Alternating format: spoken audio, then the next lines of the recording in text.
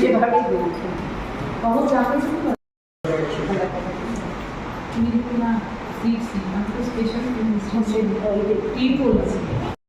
অনাদিক কর্মী সহায়তার সম্পর্কে তারা সেরকম একটা অসুবিধাজনক অবস্থায় আছে। আপনাদের নজরে এনেছে, আপনাদের কাছে আমাদের আবেদন থাকবে বিস্তারিতভাবে সংবাদপত্রে আপনারা তুলে ধরবেন। আমি এখন একটু অন্য বিষয়ে আপনাদের দৃষ্টি আকর্ষণ করছি, সেটা হচ্ছে যে আপনাদের মাধ্যমে আমরা জেনেছি। আমার কাছে অবশ্য সংবাদপত্রে বের হওয়ার আগেই খবরটা এসছে, কে একজন ইন্টারভিউ দেখেছে দেখে আমাকে বলেছে। আজকে সংবাদপত্র খুলে আমরা দেখেছি শান্তিনিকেতন মেডিকেল কলেজের একটি ঘটনা। একজন মহিলা কর্মচারী হাসপাতাল চত্বরেই তার মৃতদেহ পাওয়া গেছে ঝুলন্ত অবস্থায়। এখন সেটা হত্যা না আত্মহত্যা সেটা সুষ্ঠু তদন্তের মধ্যে দিয়ে বেরিয়ে আসবে। যেহেতু কাজের জায়গায় মেয়েটির মৃতদেহ পাওয়া গেছে, প্রশ্ন উঠে গেছে। শান্তিনিকেতন মেডিকেল কলেজ তো ছোটো না, মেডিকেল কলেজ মানে অনেকটা জায়গা নিয়ে মেডিকেল কলেজ। সুতরাং সেখানে রাতের বেলা যে ঘটনাটা ঘটেছে সেখানে কোনো মানুষ ছিল কিনা, স্টাফরা ছিল কিনা, তারপরে সিসি ক্যামেরা ছিল কিনা, নিরাপত্তা বাহিনী ছিল কিনা, আমরা কিছুই জানি না।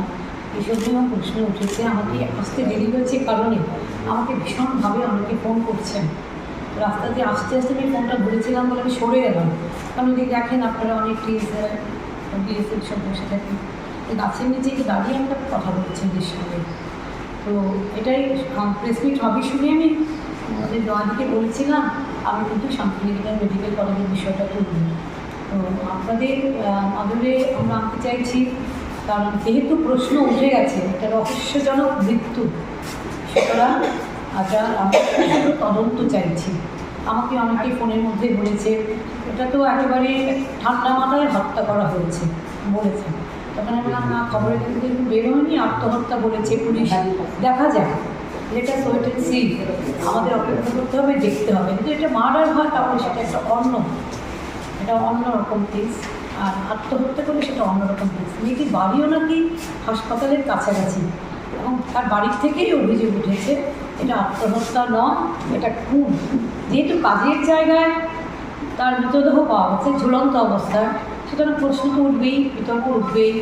এবং অনেকে বলেছেন যে না, এটা ঠান্ডা মাথায় হত্যা, আপনারা কিন্তু একটু ভালোভাবে এটার বিরুদ্ধে ঢুকে দাঁড়ান। তো আমরা বসবো, আমাদের আরও কিছু মেয়েরা আসবেন, আমরা বসে এখানে তাৎক্ষণিক কী কর্মসূচি নেওয়া যায় এটা আমরা দেখব।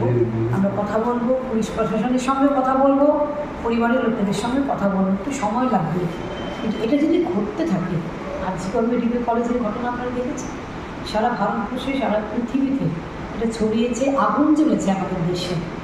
এখনও কিন্তু সেটা কোনো সুষ্ঠু বিচার পায়নি, পরিবার কোনো ন্যায় বিচার পায়নি, কারণ ওটা ছিল একটা সংঘটিত অপরাধ।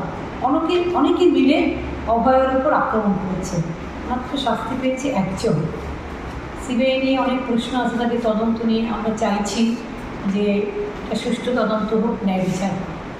ঠিক একইভাবে আমাদের আগরতলার শান্তিনিকেতন মেডিকেল কলেজে যে বিষয়টা আজকে আমাদের সঙ্গে এসে উঠে হাজির হয়েছে, দেখুন দুটো মেডিকেল কলেজ আছে, অনেক কলেজ আছে আমাদের ত্রিপুরাতে, এখন পলিটেকনিক কলেজ আছে, ITI আছে, সমস্ত মতের স্কুল আছে, এতগুলো অফিস আছে। আমরা আজ পর্যন্ত এই কথা শুনিনি যে আমাদের ত্রিপুরাতে কোনো অফিস, আদালতে, কলেজে, বিশ্ববিদ্যালয়ে এই ধরনের ঘটনা ঘটেছে।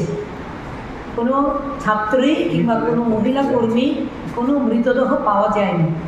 সুতরাং 41st টাইম আমরা দেখলাম শান্তিনিকেতন মেডিকেল কলেজ কতদিন হয়েছে, এটা জন্ম থেকেই এই মেডিকেল কলেজ বিতর্ক শুরু করেছে, বিতর্কে সূত্রপাত করেছে নানান বিষয়।